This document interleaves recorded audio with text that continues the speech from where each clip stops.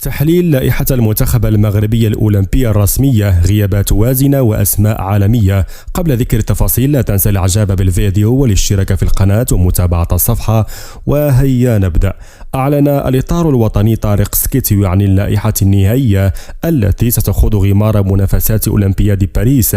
اللائحة ضمت 22 لاعبا، لكن سيتم تقليصها فيما بعد إلى 18 لاعبا فقط.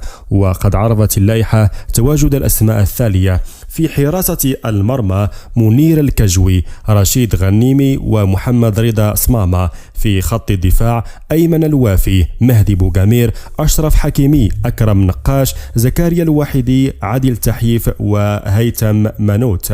في خط الوسط بنيامين بوشواري، ياسين كشطة، أسامة ترغالين، بلال خنوس، أسامة العزوزي، أمير تشارسون والمهدي مبارك. أما في خط الهجوم فعرف تواجد المهدي موهوب، عبد الصمد الزلزولي، بالإضافة لإلياس أخوماش، إلياس بن صغير وسفيان الراحمي. كملاحظة أولى عن اللائحة فإنها تضم أسماء رائعة على مستوى خط الهجوم، أسماء جيدة على مستوى خط الوسط، ولكن خط الدفاع سيعاني من غياب بعض الركائز. ولعل أبرز الغيابات في هذه اللائحة هو بالضبط في خط الدفاع هو المدافع شادي رياض، بالإضافة إلى مدافع المنتخب المغربي الأول نايف أجرد الذي كان مرشحا للذهاب للأولمبياد. كذلك من بين أبرز الغيابات في لائحة المنتخب الأولمبي هو غياب 3 أظهرة بارزة، وهم آدم أزنو ظهير رديف بايرن ميونخ، الهلالي ظهير نادي إسبانيول، بالإضافة إلى العمراوي. أما على مستوى خط الوسط فقد عرف غياب لاعب من أبرز نجوم المنتخب المغربي الأولمبي، والأمر يتعلق باللاعب إسماعيل صباري الذي رفض ناديه اندهوفن الهولندي مشاركته في أولمبياد باريس. أما على مستوى خط الهجوم فكانت هناك بعض الغيابات المفاجئة، مثل الجناح صهيب الدرويش الذي تألق هذا الموسم مع نادي اكسلسيور وكان يعتبر من أعمدة المنتخب الأولمبي، بالإضافة إلى غياب الثنائي قلبي الهجوم أمين وزاني والبقراوي.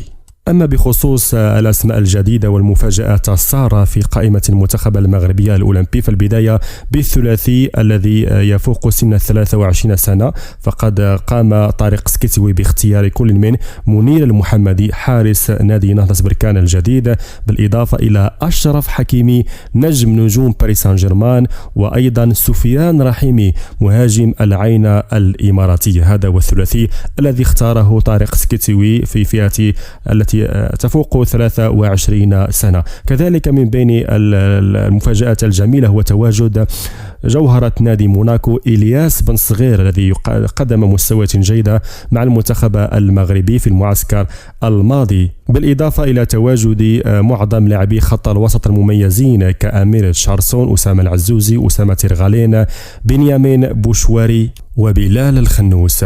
أكبر نقطة ضعف في لائحة المنتخب المغربي الأولمبي هي خط الدفاع الذي لم يعرف تواجد أبرز نجوم المنتخب المغربي الأولمبي، فلم يتواجد لا شادي رياض ولا عبقار ولا حتى نايف أجرد الذي